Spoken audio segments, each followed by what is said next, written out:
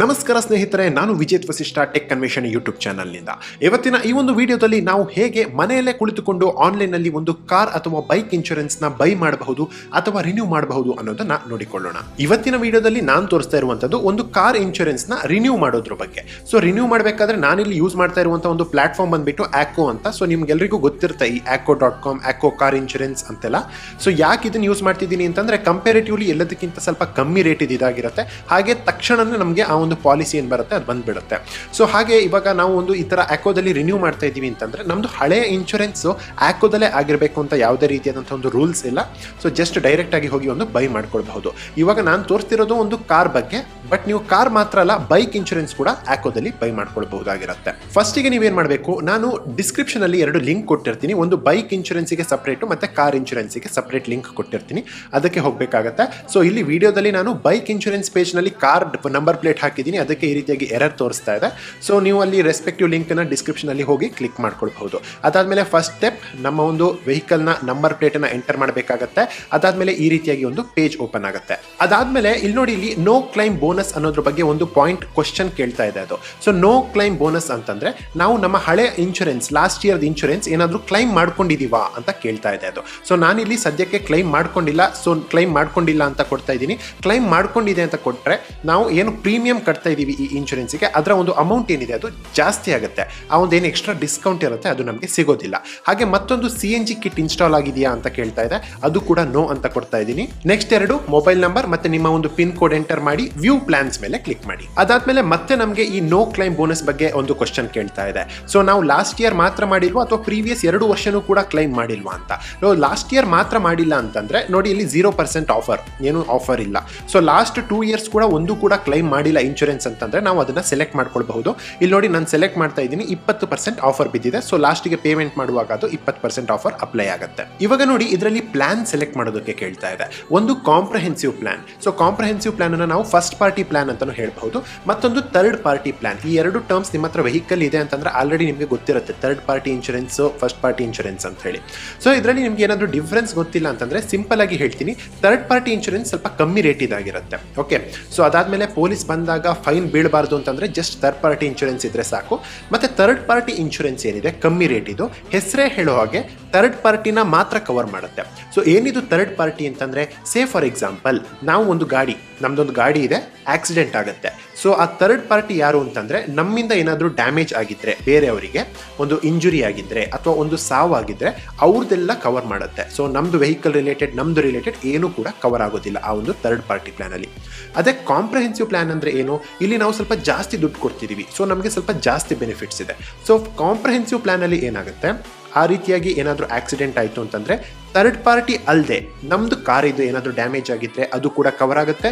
ನಮಗೇನಾದರೂ injury ಆಗಿದ್ದರೆ, ಡ್ರೈವರಿಗೆ injury ಆಗಿದ್ರೆ ಅಥವಾ ಏನಾದರೂ ಡ್ಯಾಮೇಜ್ ಆಗಿದ್ರೆ ಅಥವಾ ಏನಾದರೂ ಡೆತ್ ಆದರೆ ಅದು ಕೂಡ ಇನ್ಶೂರೆನ್ಸ್ ಅಮೌಂಟ್ ನಮಗೆ ಸೇರುತ್ತೆ. ಹಾಗೆ ಮೇಲೆ ಇಲ್ಲಿ ನಿಮಗೆ IDV ಅಂತ ಕಾಣ್ತಾ ಇದೆ. IDV ಅಂತ ಹೇಳಿದ್ರೆ ಇನ್ಶೂರ್ಡ್ ಡಿಕ್ಲೇರ್ಡ್ ವ್ಯಾಲ್ಯೂ ಅಂತ.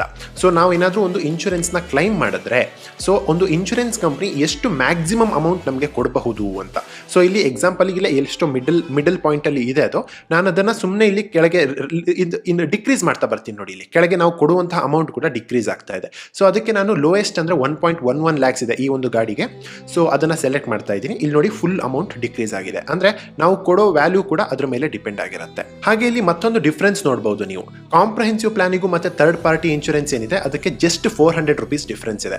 ಅದಕ್ಕೋಸ್ಕರ ನಾನು ಇಲ್ಲಿ ಕಾಂಪ್ರಹೆನ್ಸಿವ್ ಪ್ಲಾನ್ ಅನ್ನೇ ಚೂಸ್ ಮಾಡ್ತಾ ಇದ್ದೀನಿ. ಇದಾದ್ಮೇಲೆ ಕಂಟಿನ್ಯೂ ಅನ್ನೋದ್ರ ಮೇಲೆ ಕ್ಲಿಕ್ ಮಾಡಿ. ಮತ್ತೆ 2 ಆಪ್ಷನ್ ಬರ್ತಾ ಇದೆ, ಸೂಪರ್ ಸೇವರ್ ಮತ್ತೆ ಸ್ಟ್ಯಾಂಡರ್ಡ್ ಅಂತ ಹೇಳಿ. ಜಸ್ಟ್ ಸೂಪರ್ ಸೇವರ್ ಅನ್ನೋದ್ರ ಮೇಲೆ ಕ್ಲಿಕ್ ಮಾಡಿ, ಕಂಟಿನ್ಯೂ ಮೇಲೆ ಕ್ಲಿಕ್ ಮಾಡಿ. ಇದಾದ್ಮೇಲೆ ನಮಗೆ ಕೆಲವೊಂದು ಆಡ್ ಆನ್ಸ್ ಏನಾದರೂ ಬೇಕು ಅಂತಂದ್ರೆ ನೀವು ಚೆಕ್ ಮಾಡ್ಕೊಳ್ಬಹುದು, ಏನಾದರೂ ಸೆಲೆಕ್ಟ್ ಮಾಡೋದಕ್ಕೆ ಎಕ್ಸ್ಟ್ರಾ ಪೇ ಮಾಡಬೇಕಾಗುತ್ತೆ. ಇದಕ್ಕೆ ನನಗೇನು ಬೇಡ, ಜಸ್ಟ್ ಕಂಟಿನ್ಯೂ ಅಂತ ಕ್ಲಿಕ್ ಮಾಡ್ತಾ ಇದ್ದೀನಿ. ಮತ್ತೊಂದು ಪೇಜ್ ಆಡ್ ಆನ್ಸ್ ಇದು ಶೋ ಆಗ್ತಾ ಇದೆ. ಹಾಗೆ ಪರ್ಸನಲ್ ಆಕ್ಸಿಡೆಂಟ್ ಕವರ್ ಅಂತ ನೋಡ್ತಾ ಇರಬಹುದು ನೀವು, ಮ್ಯಾಂಡೇಟರಿ ಬೈ ಲಾ ಅಂತ ಇದೆ. ಬಟ್ ನನಗೆ ಮ್ಯಾಂಡೇಟರಿ ಬೈ ಲಾ ಆಗಿದ್ರು ಕೂಡ ಬೇಡ, ತುಂಬಾ ಅಮೌಂಟ್ ಕೇಳ್ತಾ ಇದೆ ಅದು. ಜಸ್ಟ್ ಕಂಟಿನ್ಯೂ ಮೇಲೆ ಕ್ಲಿಕ್ ಮಾಡ್ತಾ ಇದ್ದೀನಿ. ಅದಾದ್ಮೇಲೆ ಮತ್ತೆ ಅದೇ ಮ್ಯಾಂಡೇಟರಿ ಬೈ ಲಾ ಮತ್ತೆ ಪ್ರಾಂಪ್ಟ್ ಬರ್ತಾ ಇದೆ, 2 ಪ್ಲಾನ್ ಅಲ್ಲಿ ಒಂದು ಸೆಲೆಕ್ಟ್ ಮಾಡಿ ಅಂತ ಹೇಳಿ. ಬಟ್ ನೋ, ಕೆಳಗೊಂದು ಆಪ್ಷನ್ ಇದೆ ನೋಡಿ, ಕಂಟಿನ್ಯೂ ವಿತೌಟ್ ಪರ್ಸನಲ್ ಕವರ್ ಅಂತ ಅದರ ಮೇಲೆ ಕ್ಲಿಕ್ ಮಾಡಿ. ಅದಾದ್ಮೇಲೆ ಪರ್ಸನಲ್ ಡೀಟೇಲ್ಸ್ ನ ಎಂಟರ್ ಮಾಡೋದಕ್ಕೆ ಕೇಳ್ತಾ ಇದೆ. Name, mobile number. So mobile number enter ಮಾಡಿದಾಗ ನಮಗೆ ಏನ್ ಕೇಳುತ್ತೆ, OTP ಬರುತ್ತೆ, ಅದನ್ನ ಎಂಟರ್ ಮಾಡಬೇಕು. ಅದಾದ್ಮೇಲೆ ನಮ್ದು ಲಾಸ್ಟ್ ಇಯರ್ದು ಇನ್ಶೂರೆನ್ಸ್ ಯಾವ ಕಂಪ್ನಿ ಇದು ಅಂತ ಕೇಳ್ತಾ ಇದೆ. ಅದನ್ನ ನೀವು ಇಲ್ಲಿ ಡ್ರಾಪ್ ಡೌನ್ ಮೆನುಲಿ ಸೆಲೆಕ್ಟ್ ಮಾಡ್ಕೊಳ್ಬಹುದು. ಅದಾದ್ಮೇಲೆ ನೆಕ್ಸ್ಟ್ ಈ ಒಂದು ಪರ್ಚೇಸ್ ಮಾಡ್ತಿರುವಂತಹ ಒಂದು ಪಾಲಿಸಿ ಏನಿದೆ ಅದು ಯಾವ ಡೇಟ್ ಇಂದ ಶುರು ಆಗಬೇಕು ಅಂತ ಕೇಳ್ತಾ ಇದೆ. ಅದನ್ನ ಇದು ಮಾಡಬಹುದು. ಅದಾದ್ಮೇಲೆ ಕೆಳಗೆ ಟೋಟಲ್ GST ಸೇರಿ ಅಮೌಂಟ್ ಎಷ್ಟು ಪೇ ಮಾಡಬೇಕು ಅಂತ ಬರುತ್ತೆ.